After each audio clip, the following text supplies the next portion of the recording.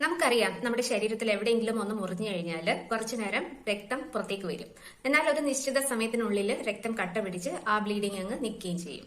എന്നാൽ ചിലരിൽ ഇങ്ങനെ വരാറില്ല. ചെറിയൊരു മുറിവാണെങ്കിൽ പോലും ഒരുപാട് ബ്ലീഡിംഗ് വരികയും രക്തം ഒരുപാട് പോവുകയും ചെയ്യും. അവിടെ ക്ലോട്ടിങ് നടക്കില്ല. അങ്ങനെ വരുമ്പോൾ അത് ജീവന് തന്നെ ഭീഷണിയാവുന്ന ഒരു അവസ്ഥയാണ്. ഇങ്ങനെ ഒരു അവസ്ഥ വരുന്നതിന്റെ പ്രധാന കാരണം എന്ന് പറയുന്നത് അവിടെ വൈറ്റമിൻ കെ കുറവാണ് എന്നതാണ് സൂചിപ്പിക്കുന്നത്. നമുക്കറിയാം രക്തം കട്ട പിടിക്കാൻ വൈറ്റമിൻ കെയോടൊപ്പം തന്നെ പ്ലാസ്മ പ്രോട്ടീനും അതുപോലെ തന്നെ പ്ലേറ്റ്ലെറ്റ്സും ആവശ്യമാണ്. പ്ലേറ്റ്ലെറ്റ്സും പ്ലാസ്മ പ്രോട്ടീനും ശരിയായിട്ട് അവിടെ പ്രവർത്തനം നടക്കണമെങ്കിൽ വൈറ്റമിൻ കെ വളരെ പ്രധാനമാണ്. വൈറ്റമിൻ കെ ബ്ലഡ് ക്ലോട്ടിംഗ് നടത്താൻ മാത്രമല്ല, അസ്ഥികളുടെ ഒരു ഘടന മെയിൻറ്റെയിൻ ചെയ്യാനും ബോൺ ഡെൻസിറ്റിക്കും ശരീരത്തിലെ കാൽഷ്യത്തിന്റെ അബ്സോർപ്ഷൻ ശരിയായിട്ട് നടക്കാനും എല്ലാം തന്നെ വൈറ്റമിൻ കെ അത്യാവശ്യമാണ്.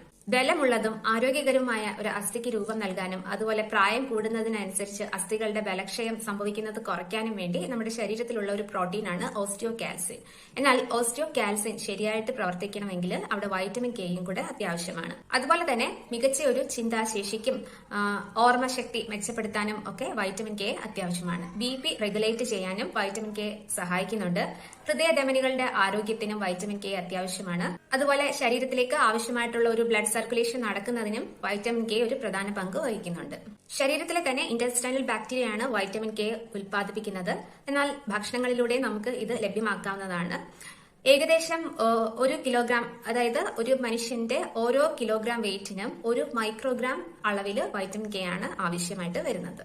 പക്ഷേ ഇൻഅഡിക്വേറ്റ് ഡയറ്റ് അല്ലെങ്കിൽ കരൾ രോഗങ്ങൾ അല്ലെങ്കിൽ മറ്റേതെങ്കിലും മെഡിസിൻസിന്റെ അമിതമായിട്ടുള്ള ഉപയോഗം, ചില മെഡിസിൻസിന്റെ അമിതമായിട്ടുള്ള ഉപയോഗം ഇങ്ങനെയൊക്കെ വരുമ്പോൾ വൈറ്റമിൻ കെ നമ്മുടെ ശരീരത്തിലേക്ക് ശരിയായിട്ട് ആഗിരണം ചെയ്യപ്പെടില്ല.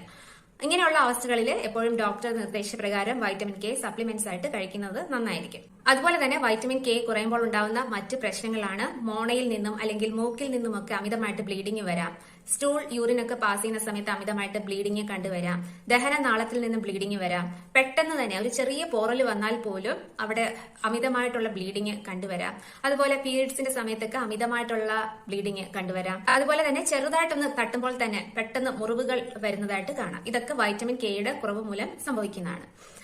നമുക്ക് വൈറ്റമിൻ കെ ചില ഭക്ഷണങ്ങളിലൂടെ ലഭ്യമാക്കാം. അത് ഏതൊക്കെയാണെന്ന് നമുക്ക് നോക്കാം. ചീര, broccoli, cauliflower, cabbage, cashew nut, walnut, plum, blueberry, blackberry, ഉള്ളി, വെണ്ടയ്ക്ക, മുട്ടയുടെ മഞ്ഞ, ലെറ്റ്യൂസ്, വെണ്ണ, പാല്, കിവി, അവക്കാഡോ, അത്തിപ്പഴം, തക്കാളി, മുന്തിരി, മാതള നാരങ്ങ, ഗ്രീൻ പീസ്, മുളപ്പിച്ച ചെറുപയർ, സോയാബീൻ, കാഷ്യൂനട്ട്, കിഡ്നി ബീൻസ് ഇവയിലൊക്കെ ധാരാളമായിട്ട് വൈറ്റമിൻ കെ ലഭ്യമാണ്.